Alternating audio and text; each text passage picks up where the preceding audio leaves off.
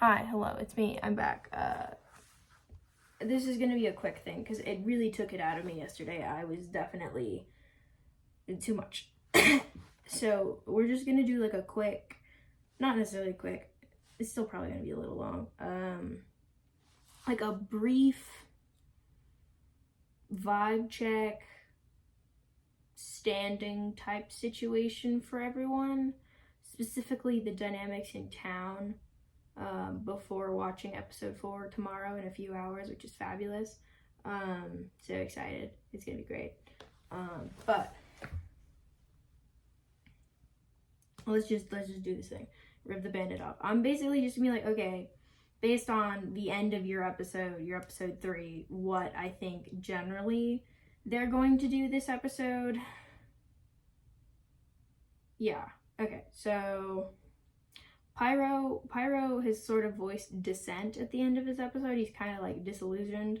I still imagine he'll probably hang out with like Scott and do like vampire-y stuff, grabbing beacons and such. But I'm hoping he'll either have a chat with Shelby or Legundo. We'll see. But those would be the people to talk to. I also think that if he's doing the vampire-y stuff, I imagine Pyro gets to level 2 this episode. Yeah. Okay. And then Abolish is like heavily implied in his last video that he's suspicious of Cleo because of the cow thing with Owen earlier at the end of the episode, if you're not aware. Excuse me. When Owen's doing like the cow stab thing, like so, you know. And Cleo jumps in at one point and is like, I'm hungry, and grabs some. And there are like at least, I want to say 3 zoom in type shots for Abolish on Cleo in groups. So I would assume Abolish is in Team Detective for figuring out that, you know, Cleo be Cleo, unfortunately for the town. Anyways, I also think that Abolish is gonna be playing a pretty big role in like protecting Legundo, I guess. I'll explain this in a second, but if I had to pick anyone that Legundo is particularly close with, I would say it's probably Abolish. They spend a lot of time together. And generally we'll talk about pretty much anything. And so I would say that hopefully Abolish is around enough and they use the buddy system that you know, maybe Legundo doesn't get bit this episode. You guys seem to think that's exactly what's going to happen. I've read some comments, I have some thoughts, but I'm gonna keep going. Okay, Cleo, as evidenced by the end of her episode, she's very ready to bite someone. It's just a question of who at this point.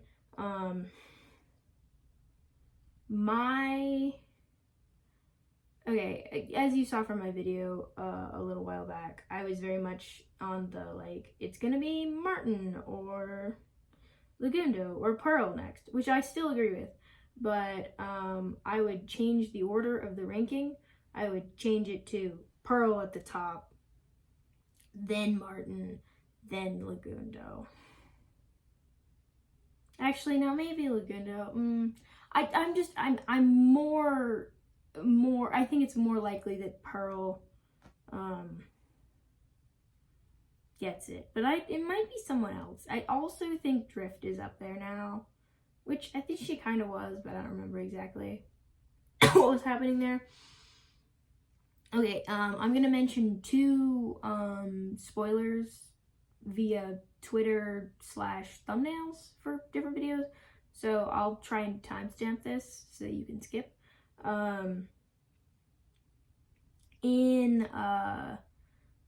On like Twitter or something, I think Pearl said, I finally got involved in the plot, in reference to, I want to say, episode 5. And so either she got turned at the end of episode 4, or it happens in episode 5, I would guess. Depends on how well Cleo maintains her cover.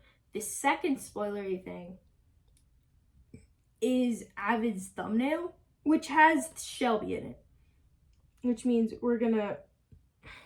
Oh, quick, and actually I'll get back to that afterward. I want to make sure people get the spoiler tag. The other spoiler is Avid's thumbnail, which has Shelby in it. And because of this, I'm assuming that Drift and probably Avid will be trying to talk to Shelby, or Shelby's trying to talk to them, or they have an interaction of some kind. But the thumbnail is very ominous, so I'm like, what? But yeah, so... Okay. I should have tagged this as no longer technically spoilers, kind of, not really. Drift will probably go do whatever Avid is doing, which is kind of a spoiler, so I will shut up my face. Otherwise, I would imagine Drift will probably just do Joe Average Town stuff, like building up walls and prepping for a fight. And then, this is what I was gonna say that I remembered earlier for those of you who did watch the mini spoiler text section. A part of Cleo's section also says, like, help keep Apo hidden, or, like, you know, Team Town Vampire currently, but not, but sort of. Cleo and Apo are in a very unique position, having been turned the same episode. So neither of them has really more experience than the other person.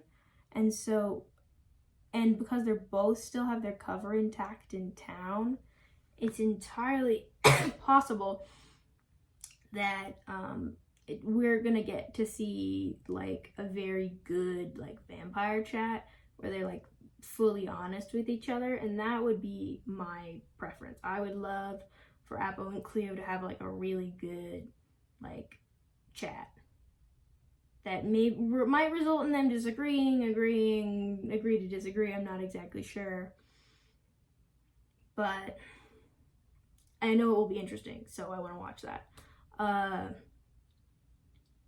The other thing about Apo is, I imagine her trying to talk to the other vampires besides Cleo, and just trying to stay under the radar. She seems to be having a worse time with the bloodlust, at least at the end of her episode. It's implied that she's having a worse time with it. I think, personally, that Apo can handle it. I think she'll lock in, so hopefully it doesn't become too much of an issue and she can maintain her cover, because we're going to talk about that in a second, and that is kind of, you know, would be ruin the vibes.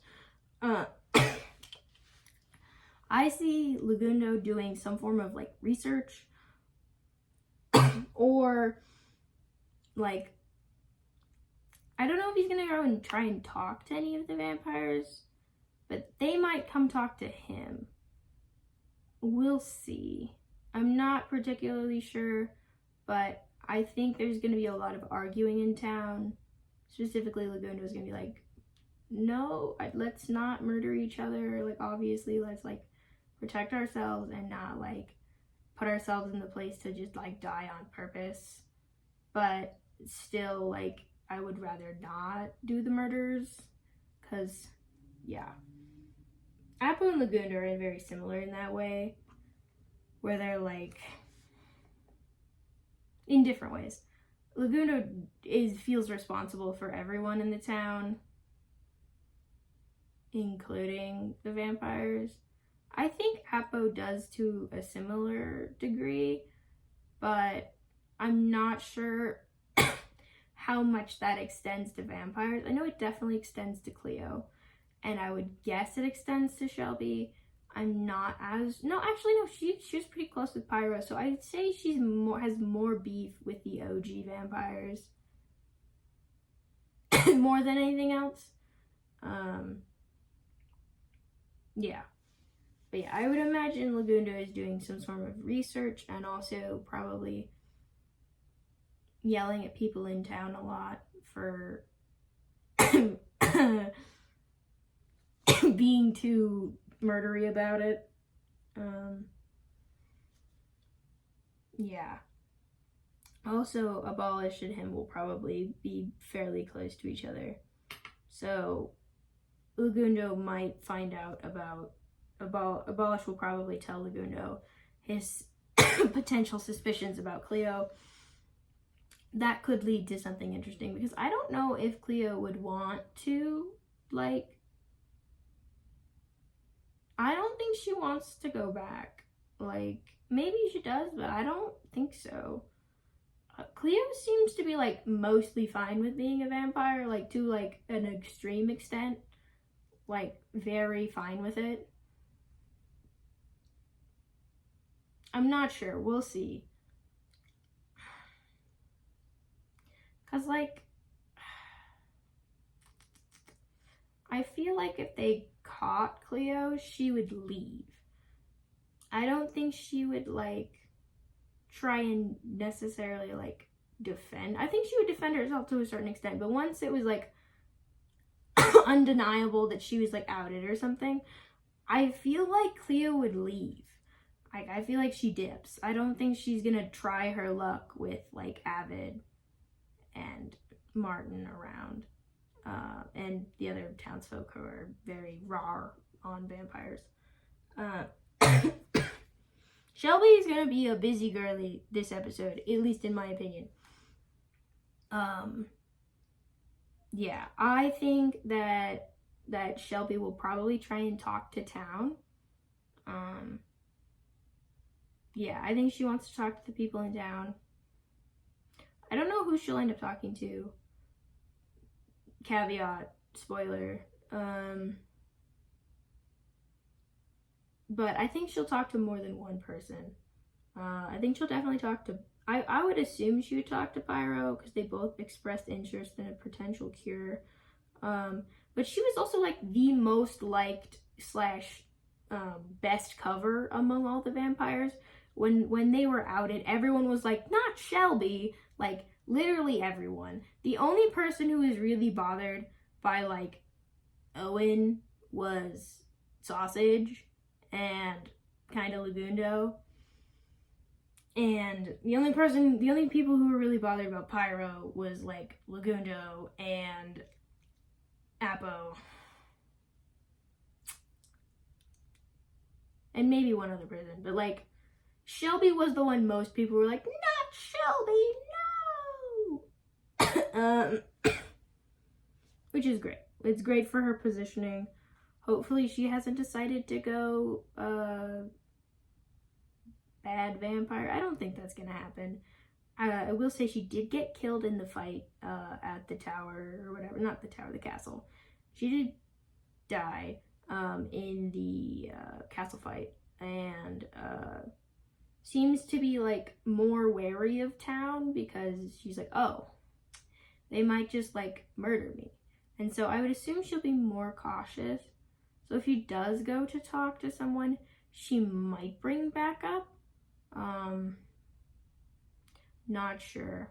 We'll see.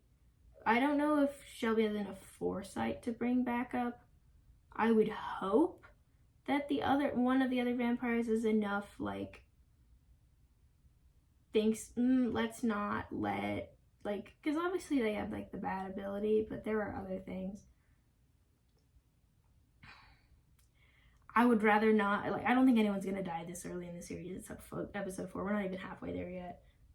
But I'm hoping that, because the thing is, I'm concerned that any form of talks will break down because of, like, one of the more aggressive members of town. Yeah.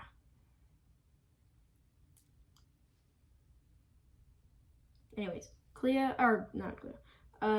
Martyn, I would say, is probably gonna be focusing on, like, getting stuff fortification. He's probably going to be busting out the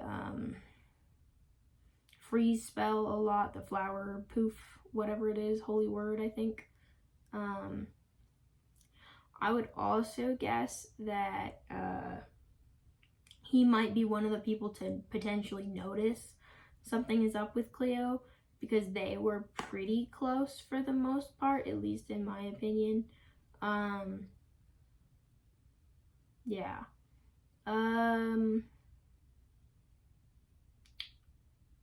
That would be my guess. Also, this is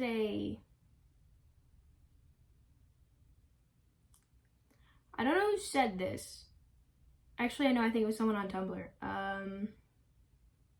I made a Tumblr account like 2 days ago because all of the cool art videos that I was watching on YouTube, I was like, I need more art for this because I love Vampires SMP art. I think it's gorgeous and I need more. Give it to me.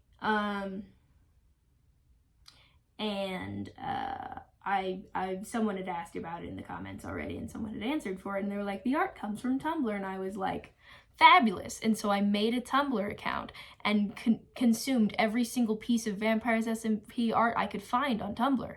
I've seen almost all of it. It took a few hours, but that's okay. It was a few hours well spent. Back to video such and such.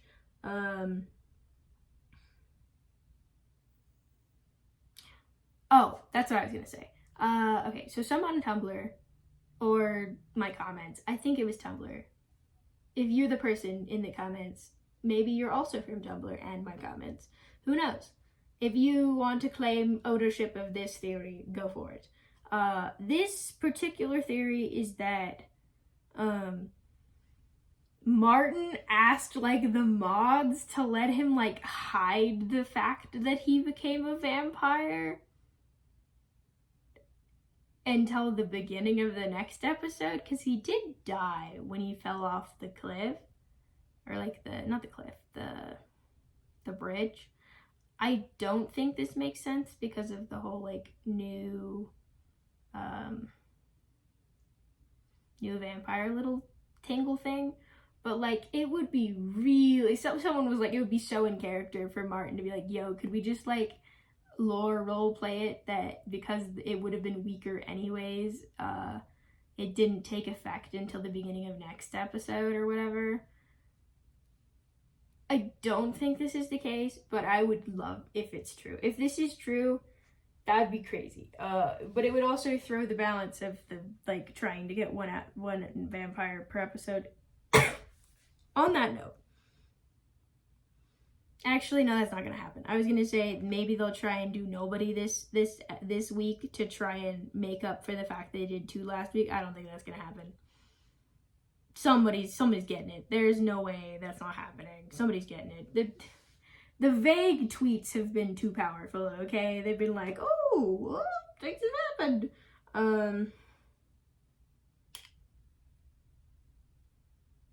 I hope we find out more lore about the beacons. I would like to know what's going on with that. I think they're kind of sus. Something weird's going on. That would be a great thing to truce about between vampires and humans, because they're all stuck here. And so, like, if they were not stuck here, they would probably beef less, except for maybe Avid. And maybe Owen. They might still beef with each other, but, like, everyone else kind of would be like, yeah, whatever, I have things to do and places to be and people I miss. Yeah.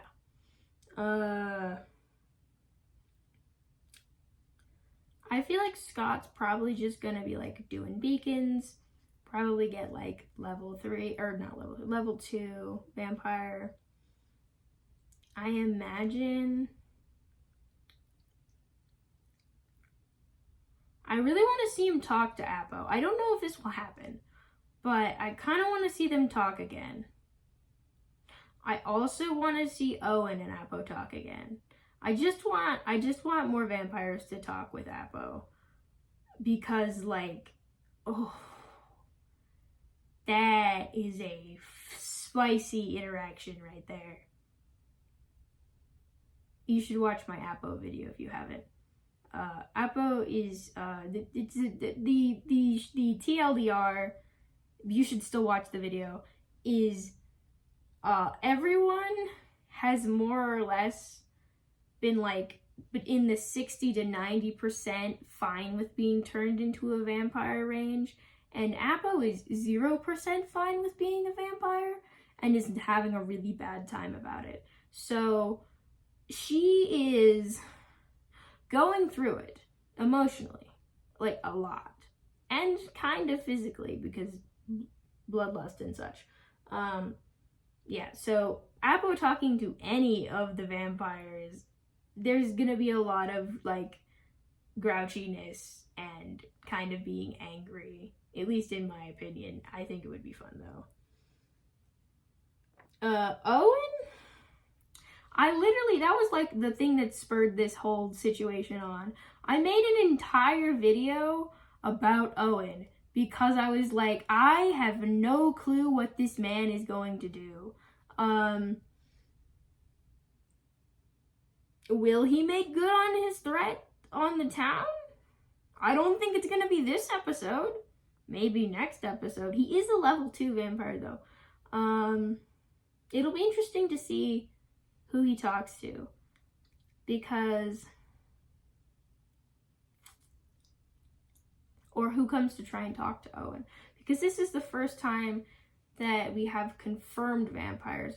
So I will be really interested to see which members of town will choose to try and go and talk to the vampires and how they'll deal with it, and whether or not they'll be able to set up like a meeting of some kind. But yeah, Owen, I think Owen's also going to be just sort of like building strength for Team Vampire.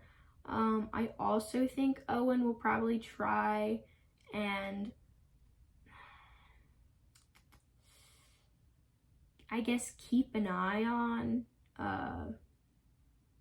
Apo and Cleo, at least like a teeny bit. I know he doesn't want to like blow their cover, but I feel like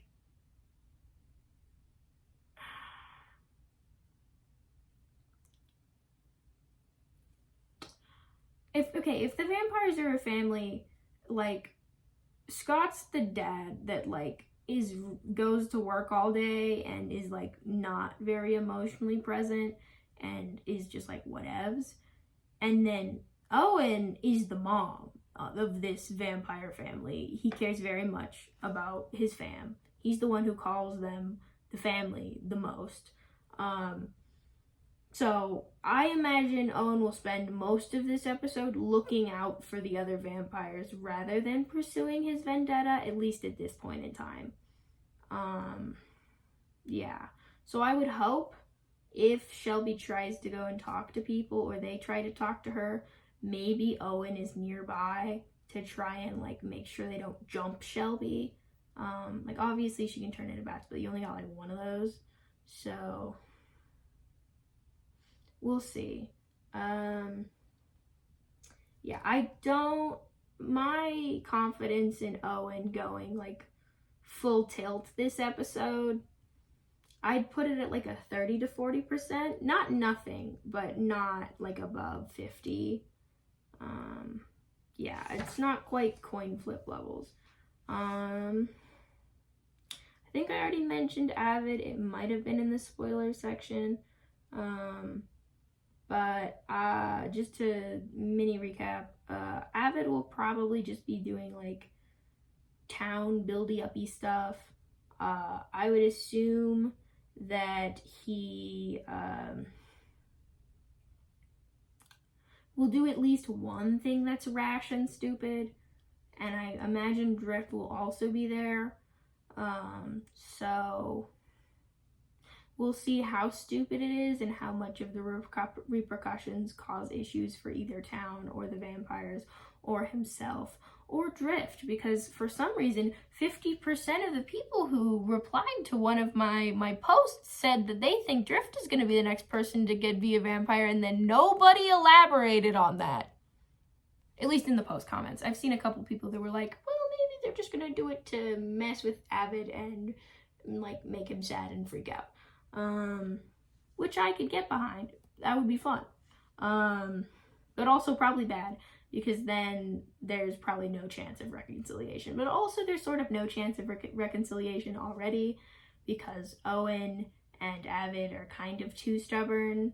Caveat, I believe in Owen being less stubborn than Avid is about the murdery stuff.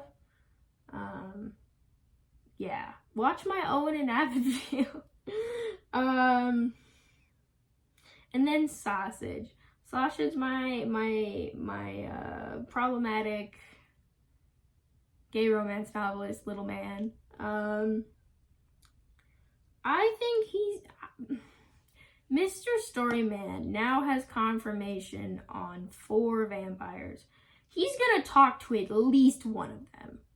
I imagine Shelby or Owen. And this crazy little man, I don't know how much self-preservation he has, but he really wants that. He want to get that bag. He want to get that story.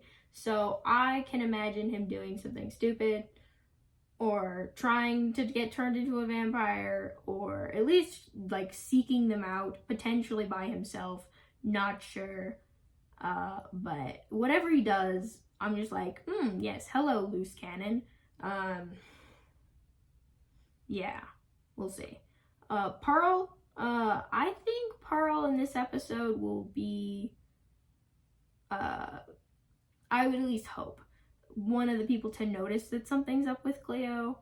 And we'll see if that leads to Pearl getting turned. My personal, if I got to choose, personally, I would love if Cleo tells Pearl about what's going on and is like reveals vampire to Pearl. I don't think this will happen, but it would be really awesome if it does. I also would love if that literally happens with either of the town vampires, to anyone, that someone figures out and they choose to keep it a secret and are chill about it. That would be epic. And super fun for tension and such. Ren, he was very like fighty and like, ooh, for all cursed or whatever at the end of the episode. So I'd imagine he's probably doing like town defenses type stuff and that kind of thing. I'm not exactly sure how willing he is to just like run into potential danger. We'll see how many people go to crypts in this episode. I feel like this will be a more town-centric episode, and also I feel like people are going to be paying attention way more to who's leaving town, with whom, and when, and how. Like, I think there's going to be weirdly, I feel like the paranoia is going to be worse. I'm not sure. We'll see. I don't know. It could be anything. But I can put this down and finally tell you what's going on over here. This was just for me. This is not perfect. This is quite flawed in my opinion, because I have a couple POVs that I've only seen 1 or 2 episodes from, so I have less of a good, and also I like skimmed the POV, so I generally know what's going on, but not like to a full extent. Like I had seen Apo's like third episode, but then when I watched them all in order from 1, 2, 3 all in one go for the video, I cried and made a video about it because it made me sad. Go watch my Apo video. But this mess. Okay, so I was gonna do more colors, but then I was like, this is the stuff that I'm fairly certain of. But I won't. Okay, the red lines are pain. Fluids. The red lines are for people who are like locked in, like they're pretty they're like the solid. I'm like, that's my guy, that's my person. I believe I just have it tagged as my person. So the people who have a red line between them, I would say, are like very tight knit. They're either roommates or like if they know something, they're probably gonna tell them no matter what it is. Caveat, I'm not sure about Cleo telling Pearl about vampire stuff, but we'll see. I would love if that happens. Okay, so our red, not everyone has a red relationship. Yeah, I don't feel, some of these people, I will say part of the reason some people have less lines is because they were friends with like more vampires, and so that means when you do a town, pseudo town, because Apo and Cleo are here, pseudo town like board, they have less connections because they were hanging out with people like Pyro or Shelby or Owen. Scott really didn't hang out with that many people, like, at all. No wonder people were suspicious. Well, it's not entirely true. Scott did talk to people, but not that much. Okay, so I would say Martyn and Sausage are pretty locked in with each other. I almost gave Martyn a second one and put a red line between Apo and Martyn. But I wanted to keep my rule of like, hey, you only have your person as one person. And I don't mean this in a shipping way. I mean this in like a, if this was a life series, you'd be my final two deal kind of situation. But yeah, our other one, Avid and Drift, as mentioned several times, they kind of just go with each other everywhere. And it's a lot of Drift trying to keep Avid from being stupid or getting himself killed, or, you know, just generally care about each other, confide in each other about stuff and things. Yeah, it's very much like if Drift knows, Avid knows, or not, it's more like if Avid knows, Drift knows. But I think it also goes both ways for the most part. Legs and, or Legundo. I didn't want to write full names. This is supposed to be a fast video, and unfortunately I have failed. Legundo and Abolish hang out quite a bit, so hopefully they keep each other safe, and chill. Yeah, and... Okay, I hit everybody. Okay. Now here's the important bit. Part of the reason I did this is to illustrate why, part of the reason it was so bad for Apo to be a vampire. Because if you'll notice, on this handy dandy chart I have here, Apo has like a actively good relationship with like everyone except for like Pearl. And that's only because Pearl has kind of been messing with Apo, like a little bit. So I would say their relationship is more so neutral. But like, I feel like all of these people have a fairly good opinion of Apo and generally thinks he's chill, which is great for hiding the fact that you're a vampire. So that's fun. Yeah. The other person I want to point out here is Abolish. He's not as super well insulated as Apo is, but he is pretty... I would say that, like, if there was someone in the town that is, like... Oops, I didn't... if there's someone in the town that is, that guy in your class that, like, is chill, no one's, like, best friends with him, but, like, everyone kind of likes him, that's Abolish.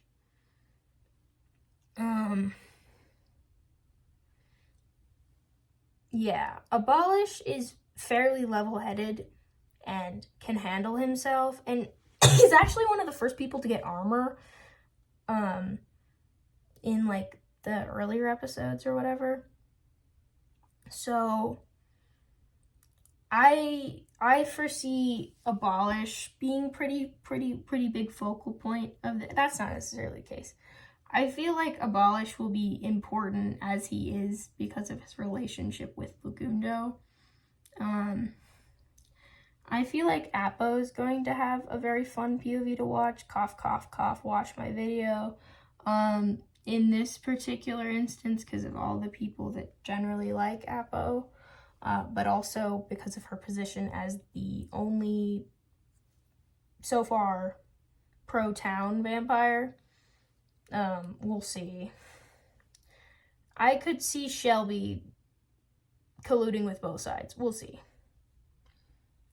Yeah, so if I had to say who to watch, I would watch Apo's POV, Owen's POV, probably Legundo, because Legundo is in a fair amount of danger because of Cleo's comments at the end of her episode. And also all of the vampires that are like, yo, maybe make that cure. Also, maybe I just, like, turn you so that you can make the cure faster. Or, like, at some point, I don't want you to die and not cure me or whatever, or something like that. I don't know. But the thing that turns me off from it being Legundo is Abolish, who can handle himself and isn't going to let Legundo die. Is the Abolish thing, but also Owen would like to leave Abolish alone, and I would say Owen has a fair amount of sway with the vampires. It just depends on if he communicates this to Cleo. I don't know how much Cleo knows about this, but yeah, so Apo, Cleo, Legundo, those ones important to be paying attention to. Owen also, because he might go cray-cray, we'll see. But yeah, Cleo's probably going to bite the next person. I'd give it like an 80% likelihood that Cleo gets the next person. I'd give the other 10% to Shelby. I have thoughts. Don't worry about it. It's fine. And then obviously Apples is going to be interesting because of like the way she's positioned in town. And then Legundo is going to be interesting because I would imagine at least one vampire is going to come talk to Legundo. And we'll have to see how that goes. Because I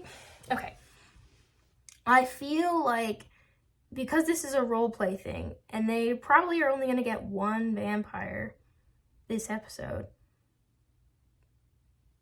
there's going to be a certain amount of like trying to work out deals or like peace between a few people who are more on the peace train. But the problem is I feel like the people from either side, because I feel like we're drawing more pictures. I feel like there's sort of like 4 sections. I'm gonna erase this. You got the gist. It's fine. There are sort of 4 camps at the moment, and they're kind of causing problems for each other. Town vampires. Maybe I want another color. Anyways, so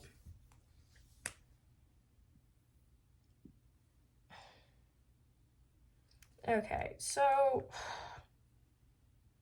there are two vampire camps. The town positive, town negative.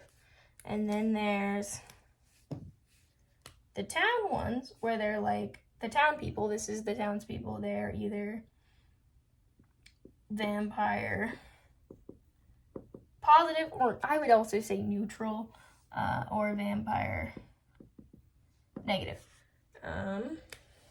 So, unfortunately, I have a sinking suspicion that the people who are the vampires who are pro-town will get thwarted by the no likey the vampires town people. The pro-town vampires will be thwarted. So the vampires who like townspeople will be thwarted by the townspeople who don't like vampires. And I feel like the townspeople, or the vampires who don't like townspeople, will thwart these guys. They cancel each other out, is what I'm saying. Like, I don't know. If, like, Shelby goes to talk to someone, I feel like one of the other vampires or one of the other townsfolk might butt in and, like, they might think it was a setup, because they would think, oh, well, this was a meeting, we were supposed to come alone, and they didn't come alone, either side or both sides. Or, like, they have some sort of deal, and then someone doesn't hear about it, and so they think that they broke the deal because they didn't. And then there's also, like, not, like, a good way to communicate between the vampires about stuff. And also, the town's pretty volatile at this point. So I foresee a lot of misunderstandings, but, like, a lot of attempted reconciliation that I will imagine will fail and blow up in everyone's face. Yeah. But all that to say, as soon as I wake up, because I sleep in, lovely episode 4 for me. Have fun, guys.